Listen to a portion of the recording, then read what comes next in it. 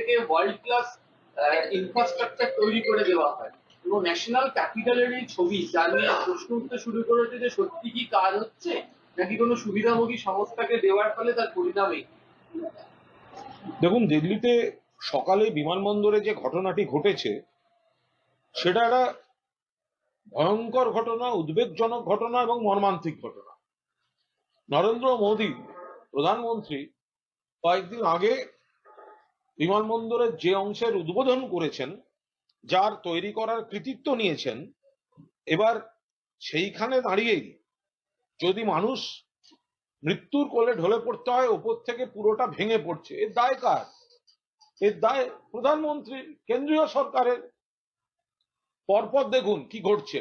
পরপর বিহারের কিষানগঞ্জে সেতু ভেঙে পড়েছে, অটল সেতুতে ফাটল ধরেছে, অযোধ্যায় ঢাকঢোল পিটিয়ে তৈরি করা রাম মন্দিরের ছাদ চুঁইয়ে জল রামলালার উপর পড়ছে, অযোধ্যায় নতুন রামপথে ধস নেমেছে, রেলে একই লাইনে দুটো ট্রেন ঢুকে ভয়ঙ্কর পরিণতি তার, রেলের মিডল বার্থ ভেঙে লোয়ার বার্থে যিনি শুয়েছিলেন তার মৃত্যু হয়ে গেল, এবার এয়ারপোর্টের ছাদ ভেঙে পড়ল এবং সেখানেও মৃত্যু মিছিল।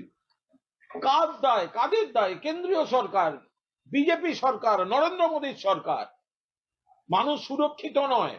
পরিকাঠামোতেও যে কাজ হচ্ছে সেগুলো অনিয়ম, ভালো গুণমান নয়, সস্তা পলিটিক্স করতে গিয়ে, উদ্বোধনের রাজনীতি করতে গিয়ে গুণমানের সঙ্গে আপোষ করা, তাড়াহুড়ো করে শুধু উদ্বোধন করব উদ্বোধন করব, আমি দেখাবো প্রধানমন্ত্রী, এই করতে গিয়ে আচ্ছে দিনের বদলে বুড়ে দিন এনে দিয়েছেন। পুরো তালিকা যদি দেখেন দেশের বিভিন্ন প্রান্তে, যদি শুধুমাত্র প্রধানমন্ত্রী শপথের দিন থেকেও দেখেন, তাহলেও দেখবেন একের পর এক অঘটন ঘটে চলেছে, দুর্ঘটনা ঘটে চলেছে। তারপরে কোন লজ্জায় গলাবাজি করে এই বিজেপি নেতারা।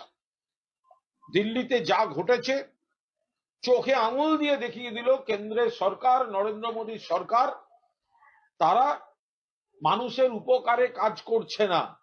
মানুষের জনজীবন আর্থিক নীতি দিয়ে যেমন বিপদের দিকে ঠেলে দিচ্ছে, আর্থিক বোঝা, অন্যদিকে পরিকাঠামোর ব্যবস্থা এমন ভাবে করছে যে রেল থেকে শুরু করে বিমান, কোন জায়গায় ভাবুন সড়ক বিপর্যয়, রাস্তা ধসে পড়ছে, বিমানবন্দর ছাদ ভেঙে পড়ছে, ট্রেন এক লাইনে দুটো ট্রেন, এক ভয়ঙ্কর পরিস্থিতি করে ছেড়ে দিয়েছে। এর জন্য দায়ী পুরোপুরি কেন্দ্রের সরকার। এর দায় নিতে হবে প্রধানমন্ত্রী নরেন্দ্র মোদীকে।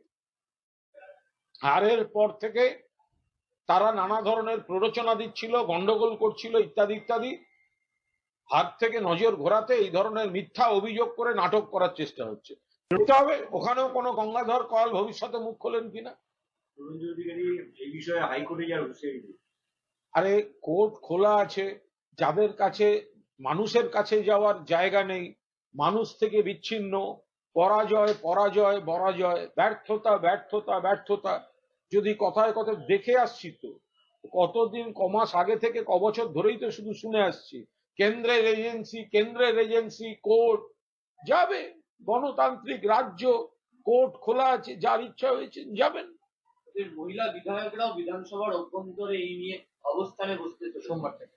মহিলা বিধায়করা তারা উন্নাও, হাথরাস, প্রয়াগরাজ কোথায় ছিলেন? বিলকিস, তাকে ধর্ষণ করে তার বাড়ির লোকদের খুন করে যারা যাবজ্জীবন কারাদণ্ডে ছিল, বিজেপি তাদের জেলের গেট খুলে দিয়ে সম্বর্ধনা দিয়ে ফুলমালা পরিয়ে নিয়ে গেল। কোথায় ছিলেন বিজেপির বিধায়করা, মহিলা বিধায়করা? মণিপুরে কোথায় ছিলেন যখন মহিলাদের নগ্ন করে হাঁটানো হয়েছে, তখন বিজেপির মহিলা বিধায়করা কোথায় ছিলেন? ফলে সম্পূর্ণ মিথ্যাচারের উপর দাঁড়িয়ে তারা যদি নাটক করতে চান, নাটক করবেন।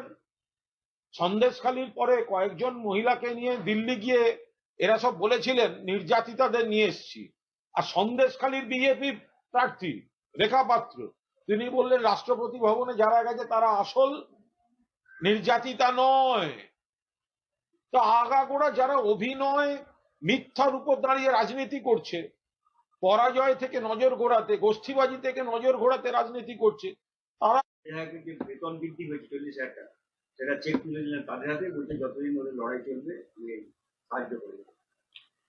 সম্পূর্ণভাবে এটি একটি নাটক। কত টাকা লাগছে, কত টাকা তুলতে হচ্ছে, সে টাকার হিসাবগুলো সামনে আসুক। আর কারুর যদি মনে হয় বেতনের টাকা কাউকে দেবেন, তাহলে টাকা দেওয়ার তো বহু জায়গা আছে। প্রকৃত যারা আর্থিকভাবে পিছিয়ে পড়া, যারা সমস্যায় আছেন, যারা কর্মপ্রার্থী আন্দোলন করছেন, তো তাদের কাছে গিয়ে দিক। তেলা মাথায় তেল দিতে যাচ্ছে কেন?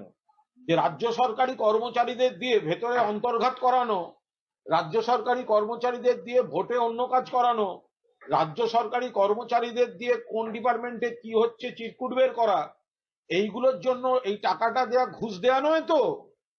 সেগুলো তো বুঝতে হবে। যদি কারুর, আমার মনে আছে আমি যখন সাংসদ হয়েছিলাম, আমার বেতন দিয়ে একটি স্কুলের অভাবী মেধাবী ছাত্রদের বেতন থেকে অভাবী মেধাবী ছাত্রদের বই কেনার জন্য এফডি করে দিয়েছিলাম। আমি একটি লাইব্রেরিকে টাকা দিয়েছিলাম বেতন থেকে, নট এমপি ল্যাড। তো সুতরাং যদি বেতন থেকে কারুর দেওয়ার ইচ্ছা হয়, তাহলে প্রকৃত নিডি যে সমস্ত মানুষ রয়েছেন, সমাজের যেসব অংশ রয়েছে, এগুলোকে সেখানে দেবে। যারা সরকারি কর্মচারী, তাদের লড়াইটা হচ্ছে আরো বেশি পাবো না কেন। তো তাদের টাকা দিয়ে কি লাভ হচ্ছে?